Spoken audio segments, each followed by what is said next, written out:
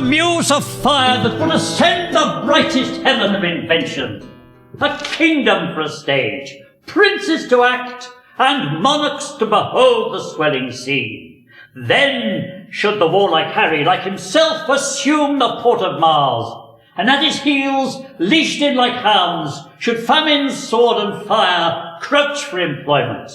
But pardon, gentles all, the flat, unreasoned spirits that have dared on this unworldly scaffold to bring forth so great an object. Can this cockpit hold the vasty fields of France, or may we cram within this wooden O the very casques that did affright the air at Agincourt? On your imaginary forces work. Imagine within the girdle of these walls are now confined two mighty monarchies, whose high uprearing and abutting fronts the perilous narrow ocean parts asunder. Piece out our imperfections with your thoughts, and make imaginary puissance. Think, if we talk of horses, that you see them printing their proud hoofs in the receiving earth. For it is your thoughts that now bedeck our kings, carry them here and there, jumping all times, turning the accomplishments of many years into an hourglass. For which, admit me, chorus to this history, who prologue like your humble patience pray, gently to hear, kindly to judge, our play. Are we on next? Ooh, Patty's a marvellous convenient place for our rehearsal. This green plot shall be our stage. Ooh, this hawthorn brake, our tiring house. And we will do it in action as we will do it before the Duke. Peter Quince, what sayest thou, Bully Bottom? This comedy of Pyramus and Thisbe will never please. First, Pyramus must draw a sword to kill himself, which the ladies cannot abide. I'll answer you that. Ooh, by liking the parlour sphere, I believe we must leave the killing out when all is done. Not a whit. Write me a prologue. Seem to say that we do no harm with our swords, that Pyramus is not killed indeed, and for the better assurance, assure them that I, Pyramus, am not Pyramus, but Bottom the Weaver. This will put them out of fear. Aye, well, we'll have such a prologue, and it'll be written in 8 and 6. No, make it 2 more. Let it be written in 8 and 8.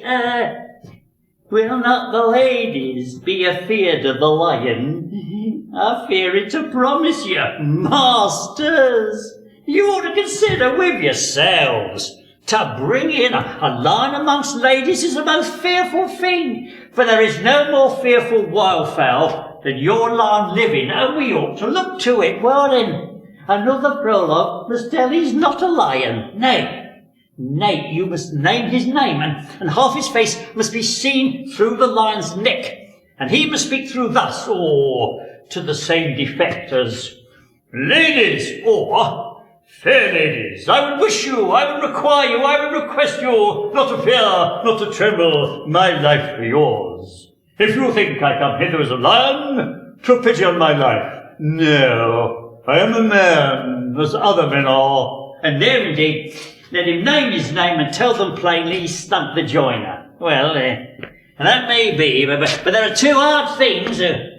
We must have moonlight in the great chamber. Pyramus and Thisbe, says the story, did meet by moonlight. Well, doth the moon shine the night we play our play? A calendar! Look in the almanac. Find out moonshine. Aye, it doth shine that night. Well then, we may leave the window of the great chamber where we play open, and the moonlight may shine in the casement. Aye, or someone must come in with a bush of thorns and a lantern, and says he comes to disfigure or present the person of moonshine.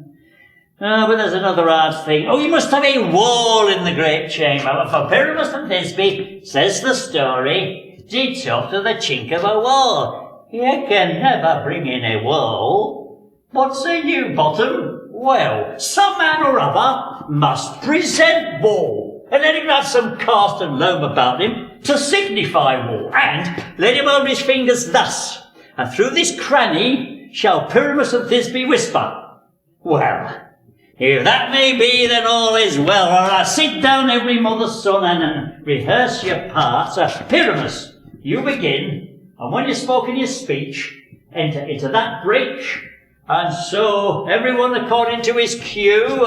Pyramus begin. Thisbe, stand forth. Thisbe, the flowers have odious savour sweet, so hath a breath, my dearest Thisbe dear. But hark, a voice, stay thou but there a while, and by I will to thee appear.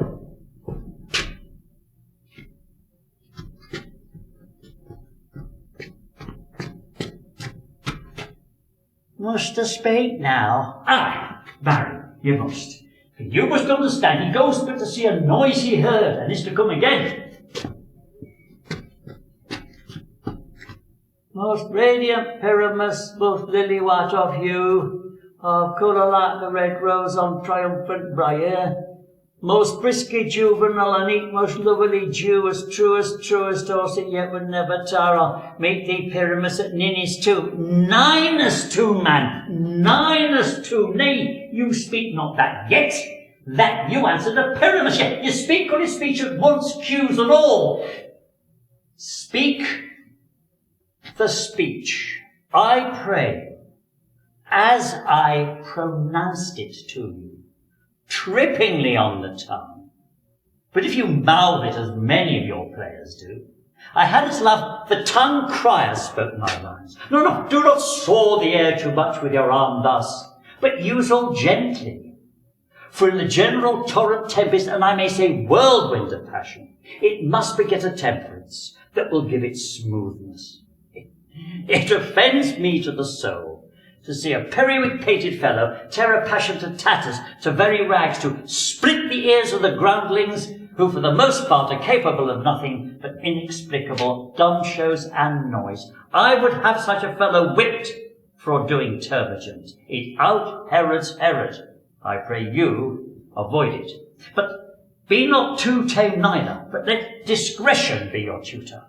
Should the action to the word to the action, with this special provision, that you o'erstep not the modesty of nature. For anything overdone is from the very purpose of playing, whose aim both first and last was and is, as 'twere, to hold the mirror up to nature, to show virtue her own feature, scorn her own image, and the very age and body of the time, his form and pressure.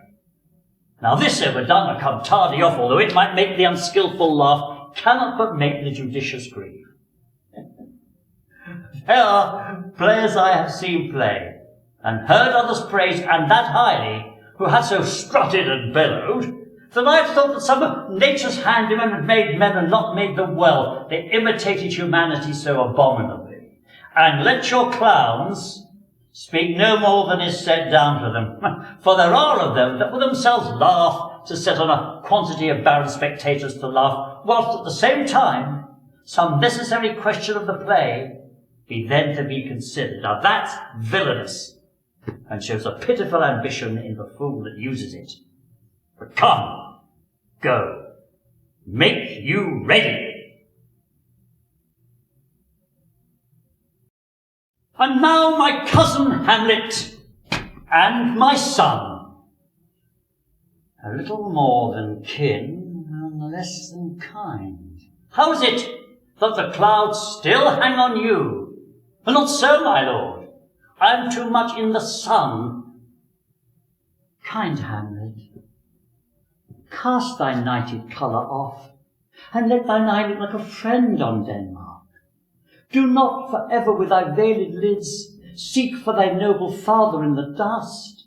Thou knowest 'tis common, all that live must die, passing through nature to eternity. Aye, madam, it is common. Why seems it so particular with thee? Seems, madam? No, it is. I know not seems.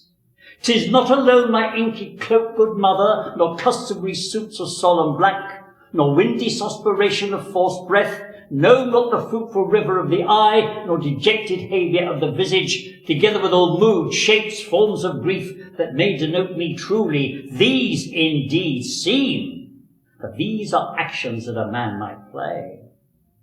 But I have that within which passeth show these, but the trappings and the suits of woe. 'Tis sweet and commendable in your nature, Hamlet, to give these mourning duties to your father, but you must know, your father lost a father, that father lost his, and the survivor bound by filial obligation for some term to do obsequious sorrow, but to persever in obstinate condolement is a course of impious stubbornness. 'Tis unmanly grief. We pray you, throw to earth this unprevailing woe, and look upon us as on a father. For let the world take note, thou art the most immediate to our throne. For your intent in going back to school at Wittenberg, it is most retrograde to our desire, and we beseech you, bend you to remain here in the cheer and comfort of our eye, our chiefest courtier, cousin, and our son. Let not a mother lose her prayers, Hamlet. Go not to Wittenberg. I shall in all things obey you, madam. Why, 'tis a loving and a fair reply. Be as ourselves in Denmark. This gentle and forced accord of Hamlet sits smiling in my heart. Come, madam.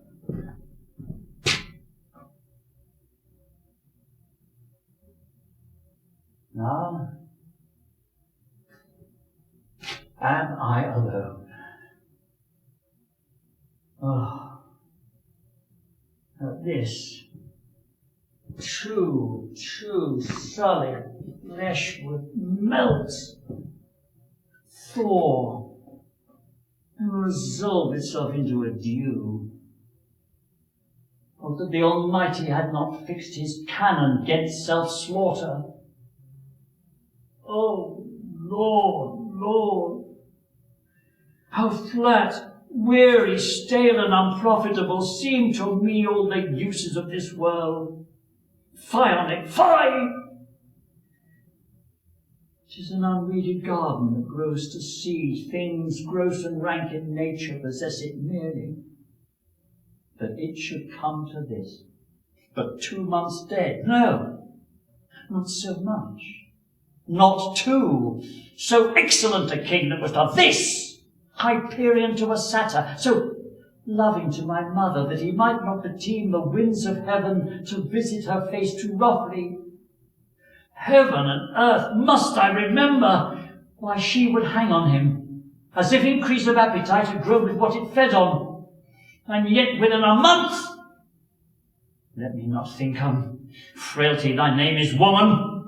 A little month, whereof the shoes were old, with which he followed my poor father's body, like Niobe, all tears, married with my uncle, my father's brother, though no more like my father than I to Hercules. A little month, or else the salt of most unrighteous tears had left the flushing of her gaudy cheeks, she married. O most wicked speed to post with such dexterity 2 incestuous sheets! It is not, and it cannot come to good.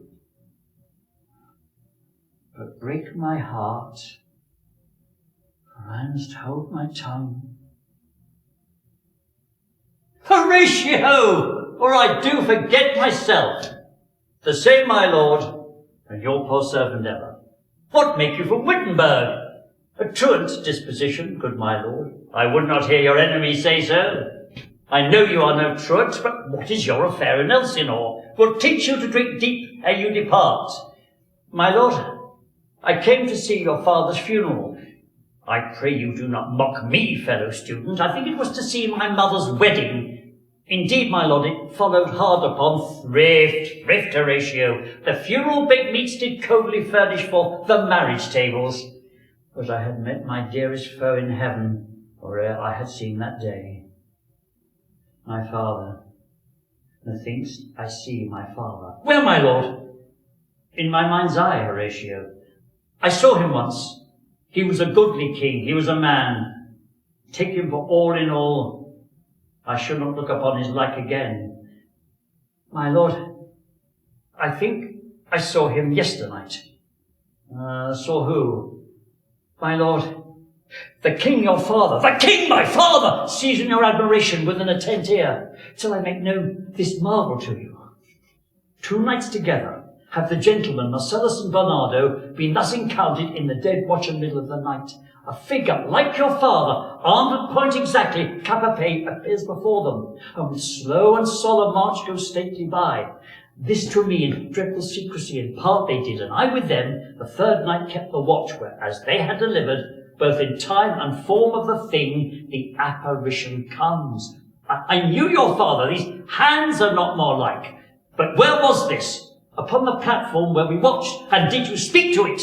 My lord, I did, but answer made it none. That's strange. As I do live, my honoured lord, 'tis true, and we thought it writ down in our duty, to let you know of it. Indeed, sirs, but this troubles me. Hold you the watch tonight? We do, my lord. Armed, say you? Armed, my lord. From top to toe, my lord, from head to foot. Then saw you not his face? Oh, yes, my lord. He wore his visor up. What? Looked he frowningly, a countenance more in sorrow than in anger, pale or red, nay, very pale, and fixed his eyes upon you, most constantly. I would I had been there. It would have much amazed you. Very like. Stayed it long, whilst one with moderate haste might count 100. His beard was grizzled, no. It was as I have seen it in his life, a sable silvered. I'll watch tonight, but chance will walk again. I warrant it will. If assume my noble father's shape, I'll speak to it, though hell itself should gape and bid me hold my peace. But now farewell. Upon the platform, 'twixt 11 and 12, I'll visit you. My father's spirit in arms! All is not well. I fear some foul play. Would the night were come. Till then, sit still, my soul. Foul deeds will rise, though all the earth o'erwhelm them, to men's eyes. So oft it happens, in particular men, that for some vicious mole of nature in them, as at their birth, whereof they are not guilty, since nature cannot choose its origin, these men carrying, I say, the stamp of one defect, being nature's livery or fortune's star, their virtues else, be they as pure as grace, would in the general take corruption from that particular fault. Now is the winter of our discontent made glorious summer by this son of York, and all the clouds that cloud above our house in the deep bosom of the ocean buried. Now our brows bound with victorious wreaths, our bruised arms hung up for monuments, our stern alarms changed to merry meetings, our dreadful marches to delightful measures. Grim-visaged war hath smoothed his wrinkled front, and now instead of mounting barbed steeds to fight the souls of fearful adversaries, he capers nimbly in the lady's chamber to the lascivious pleasing of the lute. But I, that am not made for sportive tricks, nor born to court an amorous looking-glass, I, that am rudely stamped, and want love's majesty to strut before a wanton ambling nymph, deformed, unfinished, sent before my time into this breathing world scarce half made up, and that so lamely and unfashionably that dogs bark at me as I halt by them, while I, in this weak piping time of peace, have no delight to while away the time, unless it be to spy my shadow in the sun, and descant on mine own deformity. And since this world affords no joy to me, but to command, to check, to o'erbear those that are of better person than myself, I'll make my heaven to dream upon the crown, and whilst I live to account this world but hell, until this misshaped trunk that bears this head be round impaled with a glorious crown. And yet I know not how to get the crown, for many lives stand between me and home, and I like one lost in a thorny wood, that rends the thorns and is rent with the thorns, not knowing how to find the open air, but toiling desperately to find it out, torment myself to catch the English crown, and from this torment I will free myself, or hew my way out with the bloody axe. Why, I can smile, and murder whilst I smile, and cry content to that which grieves my heart, and wet my cheeks with artificial tears, and frame my face for all occasions. I'll drown more sailors than the mermaid shall. I'll play the orator as well as Nestor, deceive more slyly than Ulysses could, and like a Sinon take another Troy. I can add colours to the chameleon, change shape with Proteus to advantages, and set the murderous Machiavel to school. Can I do this, and cannot get a crown? Tuck it further off, I pluck it down. Plots have I laid, inductions dangerous, to set my brother Clarence and the king in deadly hate, the one against the other. And yet I run before my horse to market. Clarence still lives, Edward still lives, and reigns. When they are gone, then must I count my gains. Meantime, I'll marry with the Lady Anne. And here she comes, lamenting her lost love, Edward, Prince of Wales, whom I, some 2 months since, stabbed in my angry mood. Tewkesbury, a sweeter and a lovelier gentleman, this dark world cannot again afford, and made her widow to a woeful bed, that from his loins no hopeful branch of spring, to bar me from the golden time I look for. Set down your honourable load, whilst I sometime obsequiously lament pale ashes of the house of Lancaster. Thou bloodless remnant of that royal blood, be it lawful that I invocate thy ghost to hear the lamentations of poor Anne? Into the windows that let forth thy life, I pour the helpless balm of my poor eyes. Cursed be the hand that made these holes. Cursed be the heart that had the heart to do it.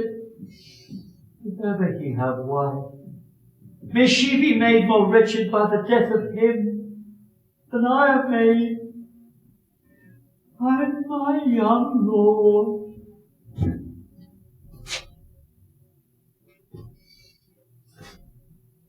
on toward Chertsey with your holy load. Stand thou that bear the corpse, and set it down. What black magician conjures up this fiend to stop devoted charitable deeds? Avaunt, thou dreadful minister of hell, thou hadst but power over his mortal body. His soul thou canst not touch, therefore be gone. Sweet saint, for charity, be not so cursed. Foul devil, hence, and trouble us not, for thou hast made the lovely world thy hell.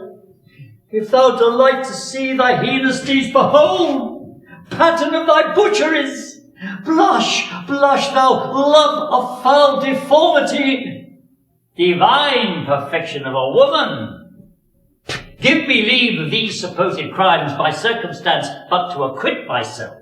I did not kill your husband. Why then he lives, for he was gentle, kind, and virtuous, the better for the King of Heaven that hath him, for he was fitter for that place than earth, and thou unfit for any place but hell. One other, if you will hear me name it, some dungeon, your bedchamber. Ill fit the chamber where thou liest. Thy beauty was the cause of that effect. Thy beauty that did haunt me in my sleep, He that deprived thee of a husband did it to help thee to a better husband. Where is he? Where is he? He is here! Ah! Why dost thou spit at me? With mortal poison for thy sake. Never came poison from a sweeter place. Never hung poison on a fouler toad. Out of my sight thou dost offend mine eyes. Thy beauty, lady, hath infected mine. Lo, here I lend thee this sharp-pointed sword, laid naked to the fatal stroke, and humbly beg the death upon my knee. Nay, do not pause, for I did kill thy husband, but 'twas thy heavenly face that set me on. Take up the sword again, or take up me. Arise, arise, December. For though I wish thy death, I will not be thy executioner. Then tell me, kill myself, and I will do it.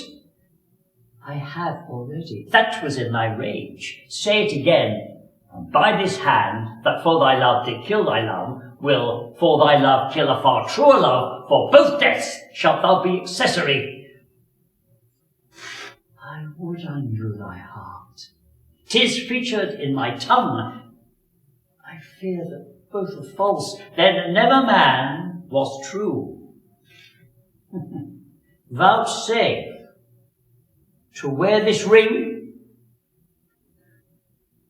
to take is not to give. See how this ring encompasseth thy finger, e'en so thy bosom encloseth my poor heart.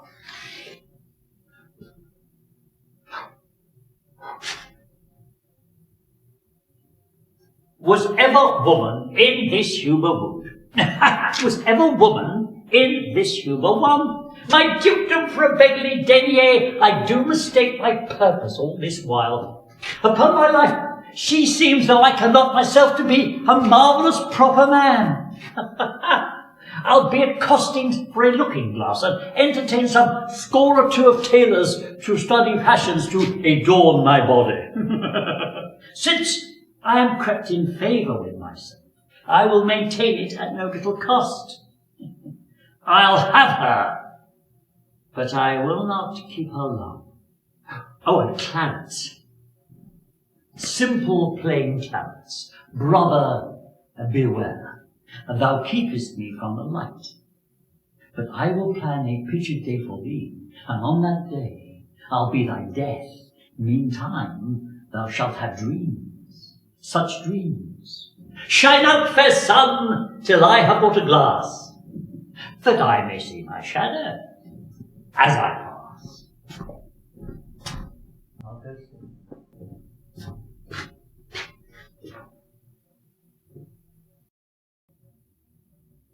Oh, I have passed a miserable night, so full of ugly dreams and fearful sights, that as I am a faithful Christian man, I would not spend another such a night, though it were to buy a world of happy days. I dreamt that I had broken from the tower and was embarked across to Burgundy, and in my company my brother Richard, who from my cabin tempted me to walk upon the hatches.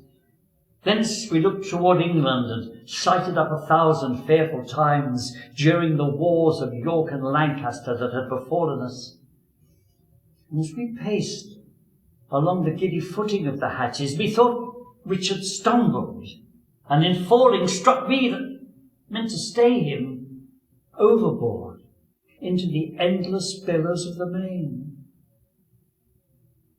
Lord, Lord, what pain methought it was to drown!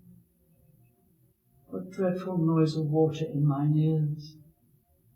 What frightful set of death before mine eyes! Methought I saw 1,000 fearful wrecks, 1,000 men that fishes gnawed upon, wedges of gold, heaps of pearl, unvalued jewels all scattered at the bottom of the sea. Some lay in dead men's skulls, and in the holes where eyes did once inhabit, there were crept as 'twere, in scorn of eyes, reflective gems that wooed the slimy bottom of the deep, and mocked the dead bones that lay scattered by. Oh, my dream was lengthened after death. But then methought I crossed that melancholy flood with that sour ferryman the poets write on, into the kingdom of perpetual night. The first there that did meet my stranger soul was my great godfather, renowned Warwick, who cried aloud, "What punishment for perjury can this dark world afford? False Clarence!" And so he vanished. And there came by a figure like an angel, his bright hair dabbled in blood, who cried aloud, "Clarence is come, false, fleeting, perjured Clarence, that stabbed me in the field by Tewkesbury. Seize on him, you furies, take him unto torment." And with that, methought a legion of foul fiends environed me, and howled in my ears with such hideous cries, that with a noise I trembling waked, and for a season could not believe but that I was in hell. So full of dread impression made my dream. Are you contented to resign the crown? I. No. I. For I must nothing be. Therefore, no, for I resign to thee. Mark me how I will undo myself. I give this heavy weight from off my head, and this unwieldy sceptre from my hand, the pride of kingly sway from out my heart. With mine own tears I wash away my balm, with mine own hands I give away my crown, with mine own mouth deny my sacred state, with mine own breath release all duty's rights, all pomp and majesty I do forswear. My manners, rents, revenues I forego, my acts, decrees and statutes I deny.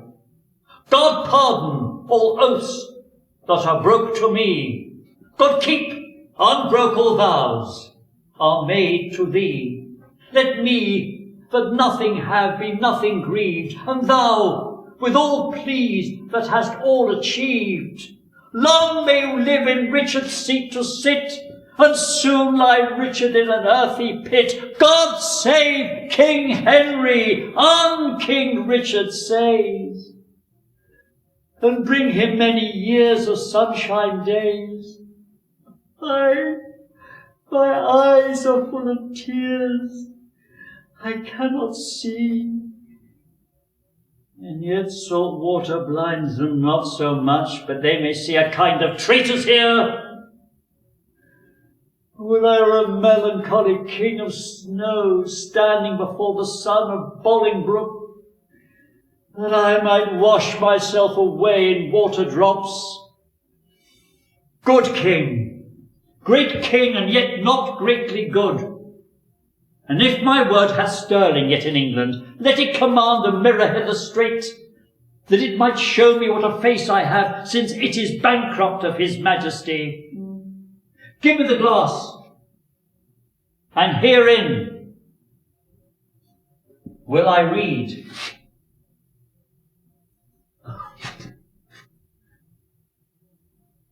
No deeper wrinkles yet.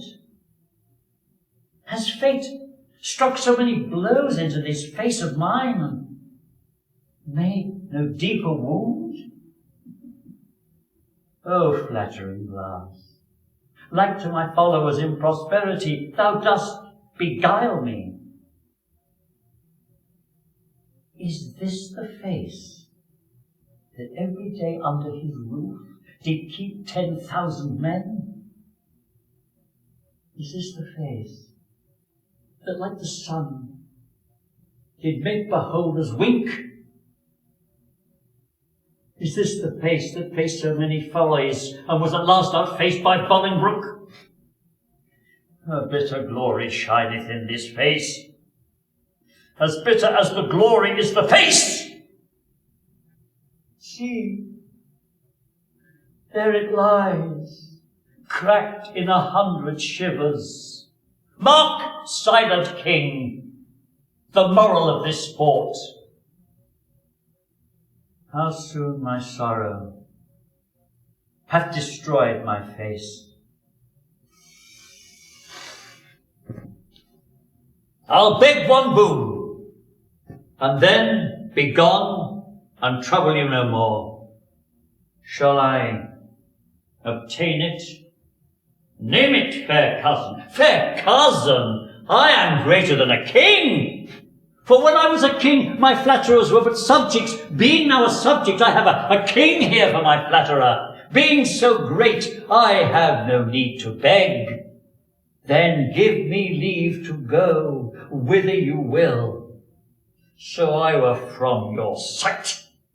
Go, some of you, convey him to the tower. Oh, good, convey. Conveyors are you all, that rise thus nimbly from a true king's fall. Today is called the Feast of Crispian. He who outlives this day and comes safe home will stand on tiptoe when this day is named, and rouse him in the name of Crispian. He that shall see this day and live old age will yearly on the vigil feast his neighbours. Then he will strip his sleeve and show his scars and say, these wounds I had on Crispin's day. Old men forget, yet all shall be forgot. But he'll remember with advantages the deeds he did that day. Then shall our names, familiar in his mouth as household words, be freely remembered. Harry the King, Bedford and Exeter, Westmoreland and Warwick, Salisbury and Gloucester, be in their flowing cups freshly remembered. This story shall the good man tell his son, and Crispian shall ne'er go by from this day to the ending of the world, but that we in it shall be remembered. We few, we happy few, we band of brothers.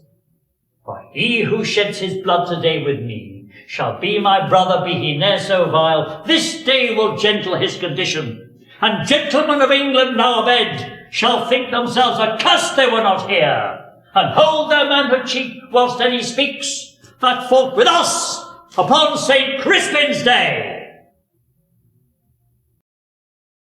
Ready?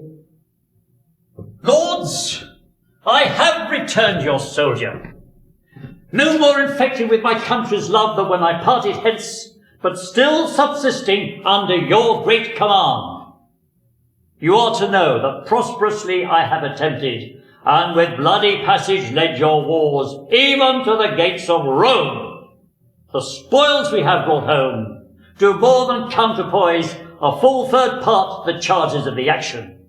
We have made peace, with no less honour to the Antiots than shame to the Romans, and we here deliver, subscribed by the consuls, patricians, together with the seal of the Senate, what we have compounded on. Read it not, noble lords, but tell the traitor in the highest degree he hath abused your power. Traitor, I, traitor, Caius, I, Caius Marius.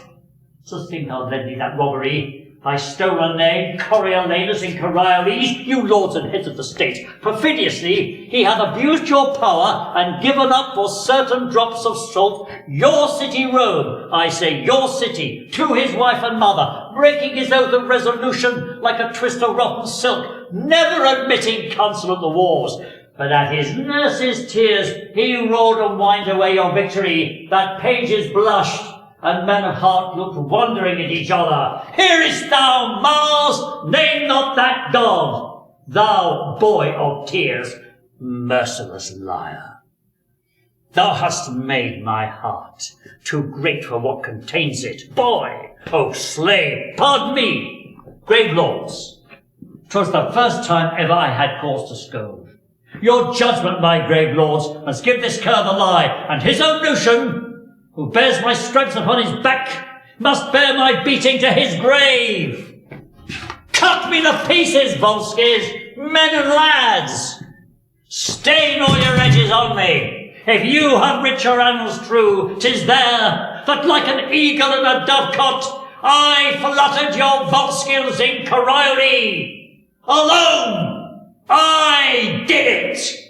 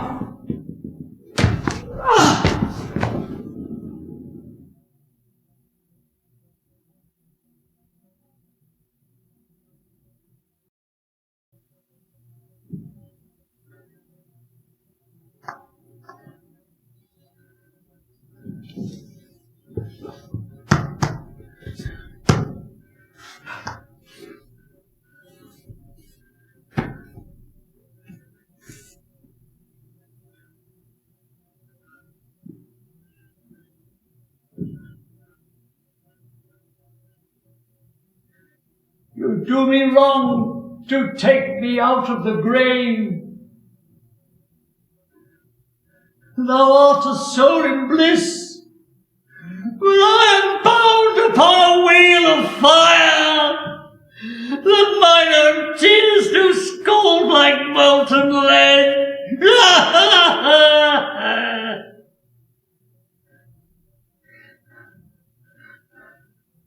Where have I been? Where am I? Fair daylight, I am mightily abused. I would die with pity to see another thus. I know not what to say. I will not swear. These are my hands. Let's see. I feel this pinprick. Would I could be assured of my condition. Oh, my beloved Lord, look upon me and hold your hands in benediction o'er me. Do not mock me. I am a very foolish, fond old man, 80 years and upward, never a minute more or less. And to speak plain, I think I am not in my right mind. Methinks I should know you, and know this man, yet I am doubtful, for I am mainly ignorant what place this is. Now, all the skill I have remembers not these garments, nor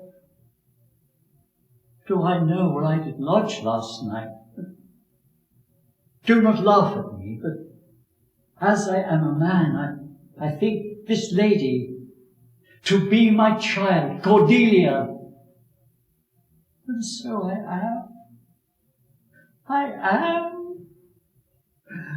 Be your tears wet. If faith, weep not. If you have poison for me, I will drink it. Your sisters, as I do remember, have done you wrong. You have some cause, they have none. No cause, no cause. Will please your highness walk? Bear with me. Bear with me.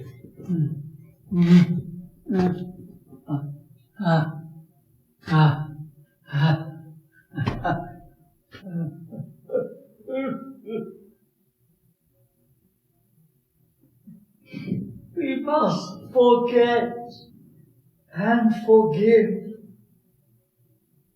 I am old, and foolish. Her father loved me, oft invited me, still questioned me the story of my life, the battles, sieges, fortunes that I have passed. I ran it through, even from my boyish days to the very moment when he bade me tell it, when I told of most disastrous chances, of sudden accidents by flood and field, of hairbreadth escapes in the imminent deadly breach, of being taken by the insolent foe and sold to slavery, of my redemption thence. With it, all my travels' history wherein of antres vast and deserts idle, rough quarries, rocks, hills whose heads touch heaven, it was my hint to speak, such was my purpose. And of the cannibals that do each other eat, the anthropophagi, and men whose heads do grow beneath their shoulders. All this to hear would Desdemona seriously incline, but still the household task would call her forth, that ever as she could, with hasty dispatch, she'd hurry back, and with a greedy ear devour up my discourse, which I, observing, took once a pliant hour, and drew from her a prayer of earnest heart, that I would all my pilgrimage dilate, whereof by parcel she had heard, but not intentively. I did consent, and often did beguile her of her tears, when I spoke of some distressful stroke my youth had suffered. My tale being done, she gave me for my pains a world of sighs. She saw 'twas strange, 'twas passing strange, 'twas pitiful, 'twas wondrous pitiful, she wished she had not heard it, and yet she wished that nature had made her such a man, and bade me, if I knew of one who loved her, I should but teach him how to tell my story, and that would woo her. Upon this hint I spake. She loved me for the dangers I had passed, and I loved her that she did pity them. This only is the witchcraft I have used.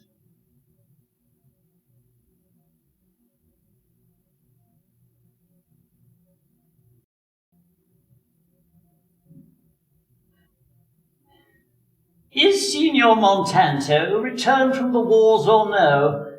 I know none of that name, lady. I mean, Signor Benedict of Padua. Oh, he has returned, and is as pleasant as ever. Tell me, how many hath he killed and eaten in these wars? How many hath he killed? For I swore I would eat all of his killing. He has done good service, lady, in these wars. Oh, yes. He is a valiant trencherman. He hath an excellent stomach, and a good soldier too, lady, and a good soldier to a lady. But what is he to a lord?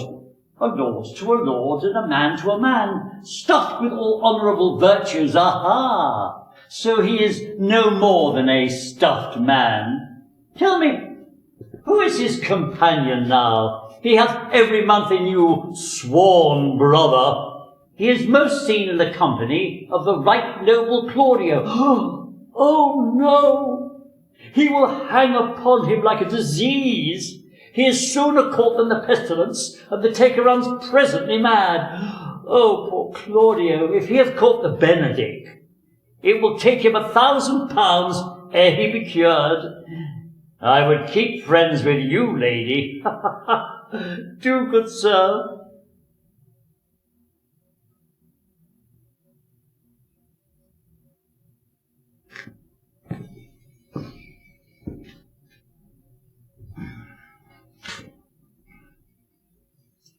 Signor Benedict.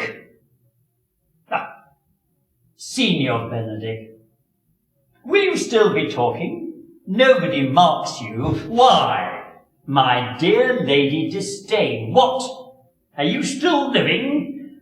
Why should Disdain die when she hath such excellent meat food to feed it as Signor Benedict?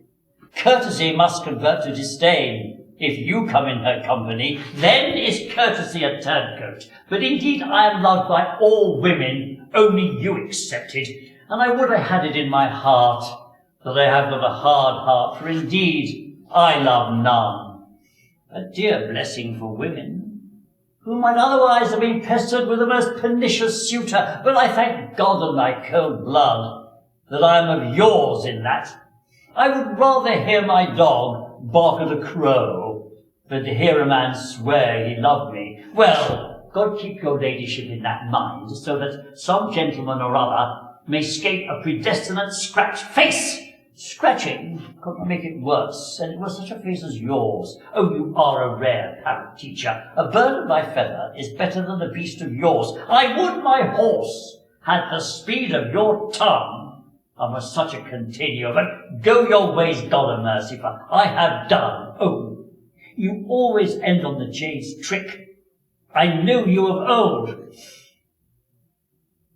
When my love swears that she is made of truth, I do believe her, though I know she lies, that she might think me some untutored youth, unlearned in the world's false subtleties. Thus, vaguely thinking that she thinks me young, although she knows my days are past the best, simply I credit her false-speaking tongue. On both sides thus is simple truth suppressed. But wherefore says she not she is unjust? And wherefore say not I that I am old? Oh, love's best habit is in seeming trust, and love in age likes not to have years told. Therefore I lie with her, and she with me, and in our faults, by lies, we flatter thee. Oh, come, woo me, for now I'm in holiday humour and light enough to consent. What would you say to me now, and I were your very, very Rosalind? Oh, I would kiss you before I spoke. You had better speak first. Then, when you were gravel for lack of matter, you might take occasion to kiss. Very good orators, when they are out, they will spit. And for lovers lacking, God warrant us, matter, the cleanliest shift is to kiss. But how if the kiss be denied? Well, then she puts you to entreaty, and there begins new matter. Who could be out? Being before his beloved mistress married, that should I, if I were your mistress, or I should think my honesty ranker than my wit. What, out of my suit? No, not out of your apparel, and yet out of your suit. Am I not your Rosalind? Well, I take some joy to say you are, because I would be speaking of her. Then in her person I say, I will not have you. Then in my own person I die, nay, fay, die by attorney. This poor world is almost 6,000 years old, and in all that time there was never any man died in his own person, videlicet in a love cause.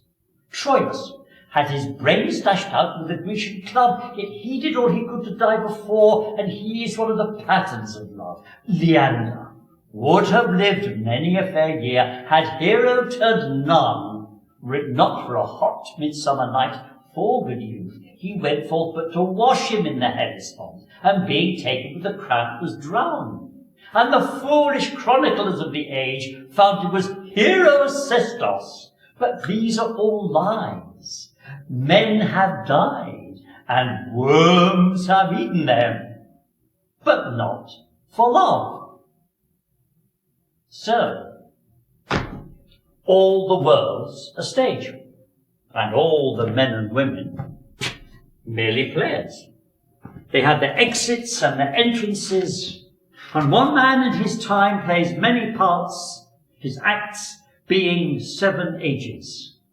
At first, the infant, mewling and puking in the nurse's arms, and then the whining schoolboy with satchel and shining morning face, creeping like snail unwillingly to school. Then a lover, sighing like furnace, with woeful ballad made his mistress eyebrow.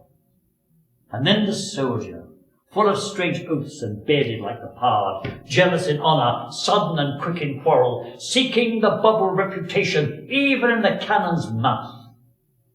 And then the justice, with round belly with good capon lined, with eye severe and beard of formal cut, full of wise saws and modern instances, and so he plays his part.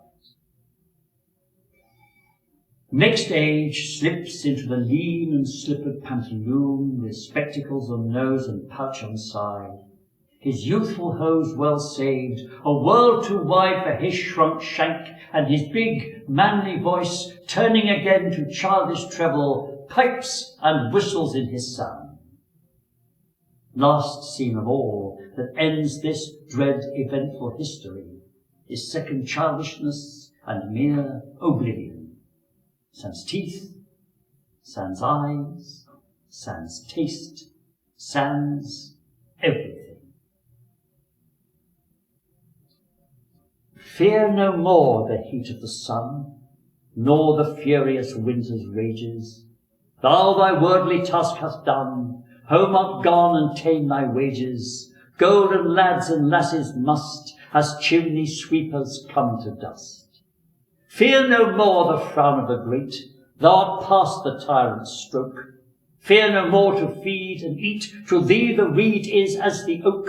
The sceptre, learning physic must, consign to this, and come to dust. Our revels now are ended. These, our actors, are but spirits, as I foretold you, and are melted into the air, into thin air. And so too, the baseless fabric of this vision, the cloud-capped towers, the gorgeous palaces, the solemn temples, the great globe itself, yea, all which it inherit, shall dissolve. And like this insubstantial pageant faded, leave not a rack behind.